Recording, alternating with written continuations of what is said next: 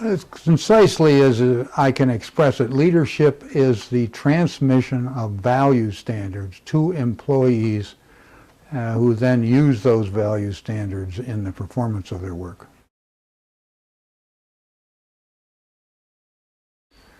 Well, I tried very hard to learn how to manage people better, and I read all the books, and all the books covered what leaders do.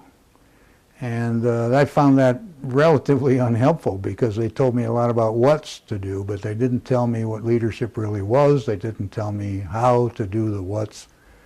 And I realized that if a car mechanic, if a person wants to be a good car mechanic, they don't study what other car mechanics do. They study what the cars are. So I said, well, I better start going down and listening to the people. So I listened to the people, and I had to first gain their trust, which took a while, but after they opened up to me and trusted me somewhat, they were willing to tell me exactly how they reacted to managerial actions and inactions.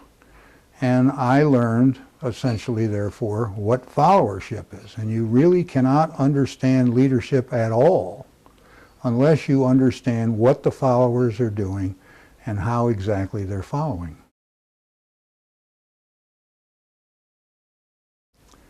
Well, followers follow, as I said, you know, that it's the transmission of value standards to the employees. So that is leadership. Followership, they follow those value standards. Those value standards are transmitted to them by management actions and inactions, and the vast majority of them are directly associated with the support which management provides to them, the training, the tools, everything, the technical advice, parts, material, discipline, direction, all these things that it is management's responsibility to provide, that, though each of those reflects some sort of value standard, and they collect all those. They might get, you know, literally tens of them in a particular day, and they file these away in their head, and their head whirs around like a computer and spits out a standard.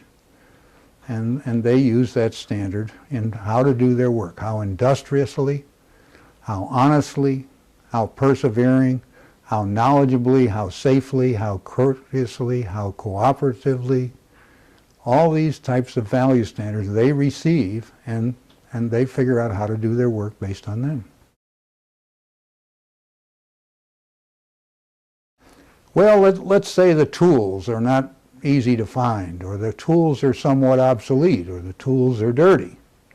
Well, from that, the employee gets the idea that the boss really doesn't care about their work.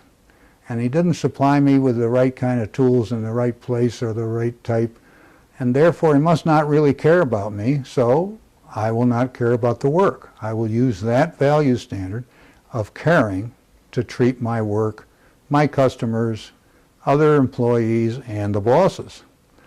If the boss doesn't want to listen to me, you know, I am a person. I'm a human being. I want to be heard. I want to be able to participate. I want the things that I care about heard and my suggestions taken and seriously taken, something done. I mean, at least get an answer back. But if my boss doesn't even listen to me, I get the idea that he totally disrespects me. So I will use that standard of disrespect in how to treat my work, my customers, other and fellow employees, and you know, the bosses. So it really extends to absolutely everything.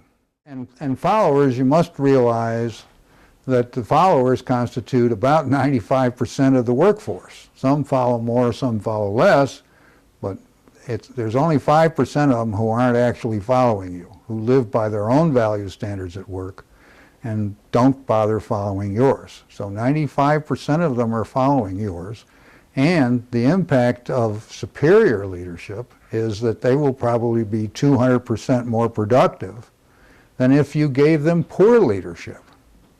So it's very, very important to the bottom line of the company. That leaders first have to realize that followership and the followers following is not something they can control. The followers will do this 24 hours a day, 7 days a week, regardless of what the manager thinks or does or anything else. The manager can tell them not to follow. I'm very sorry, they're going to do it. So this is an inexorable process that goes on. It's a natural law. And so the managers must realize that, and they can either become victims of it or take advantage of it. If they really want their people to do things to very, very high standards, they must be very careful to ensure that their support reflects those high standards.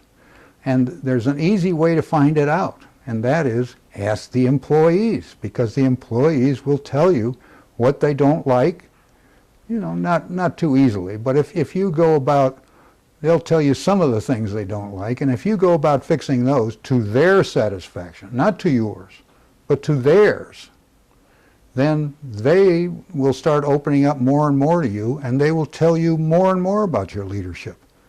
And it's really about the support. How good are the tools? How good's the training?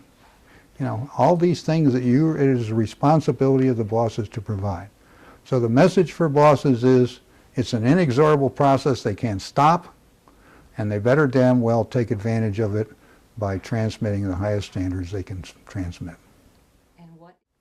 And leadership is the transmission of value standards to the employees, which they will then use to perform their work.